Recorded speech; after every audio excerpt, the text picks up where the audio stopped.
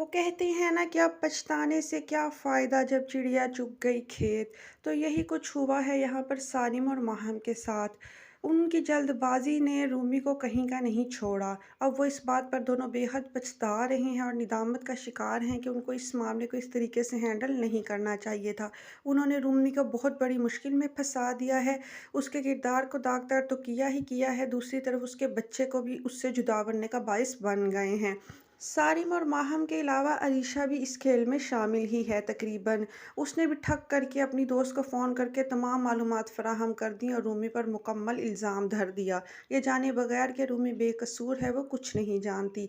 लिहाजा उसी के फ़ोन कॉल की वजह से सैरिश ने भड़क कर तमाम मामले को जल्दबाजी में गलत तरीके से निपटाया। अब वो भी अपनी तरफ शर्मिंदा ही है, मगर अब वो क्या कर सकती है? जो सैरिश ने करना था कर चुकी, क्योंकि सैरिश से इसके अलावा तवक्को की भी क्या जा सकती थी।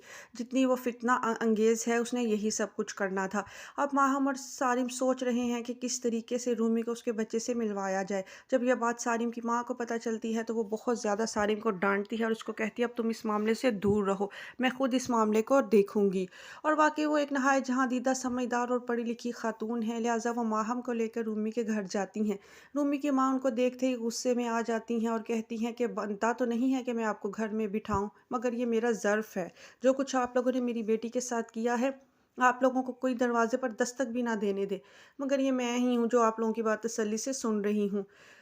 लिहाजा सारिम की माँ माफ़ी मांगती है, पेशेमानी ज़ाहिर करती हैं और कहती हैं कि हम बहुत शर्मिंदा हैं, हम नहीं जानते थे कि रूमी के साथ मामला इतना बिगड़ जाएगा और बात इतनी आगे बढ़ जाएगी। लिहाजा मैं अपने और अपने बेटे की तरफ से आपसे माफ़ी मांगती हूँ और अगर हमारे लायक कोई खिदमत है तो बता दे। तो रूमी की माँ कहेगी कि बस यही है कि आप मेरी बेटी के किरदार को साफ़ करने की कोशिश करें और उससे उसके बच्चे को मिलवा दें। तो सारिम की माँ वादा करेगी कि मैं रूमी से वादा करती हूँ कि रूमी को उसके बच्चे की कस्टडी दिलवा कर ही रहूँगी।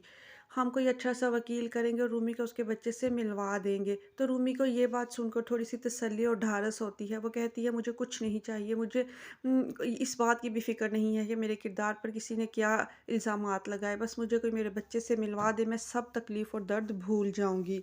लिहाजा माहम और सारिम की माँ रूमी से ये वादा करके चले जाते हैं कि वो जल्द ही रूमी को उसके बच्चे की कस्टडी दिलवा देंगे। दूसरी तरफ सैरिश के गरूर का सर अभी तक नीचा नहीं हुआ, इतना कुछ रूमी के साथ करके भी उसे सुकून नहीं आया। उल्टा वो अपनी दोस्त को ये पैगाम दे देती है कि मैं आहिल रूमी को इसी सूरत में दूंगी कि अगर सारी मुझसे शादी के लिए तैयार हो जाए, मैं रूमी को बाइज़्ज़त तरीके से घर वापस ले आऊँगी। अरीशा सैरिश के पास जाती है, उसको कहती है कि मुझसे गलती हो गई है।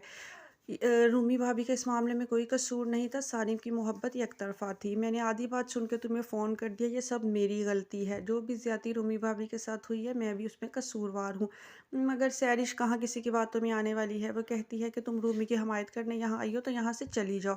अरीशा कहती है ऐसी बात नहीं है, मैं सिर्फ़ हक़ और सच के साथ देने आई हूँ और तुम्हें ठीक बात बताने आई हूँ, मगर तुम कहाँ किसी की सुनोगी, तुम तो हमेशा से ही ज़िद्दी हो।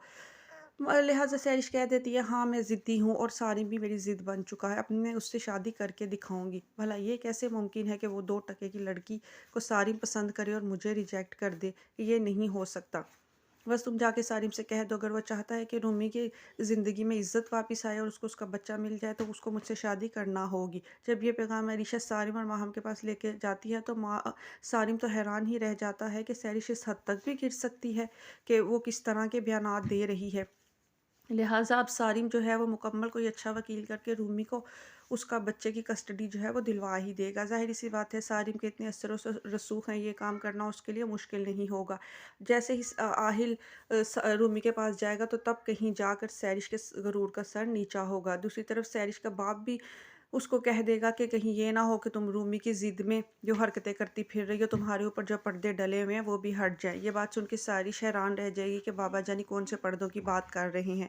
तो इसका मतलब ये है कि सैरिश का बाप उसकी हरकतों से अच्छी तरह वाकिफ़ ही है। वो ये बात जानता है कि सैरिश इतनी सीधी सादी नहीं है और रूमी बेकसूर है।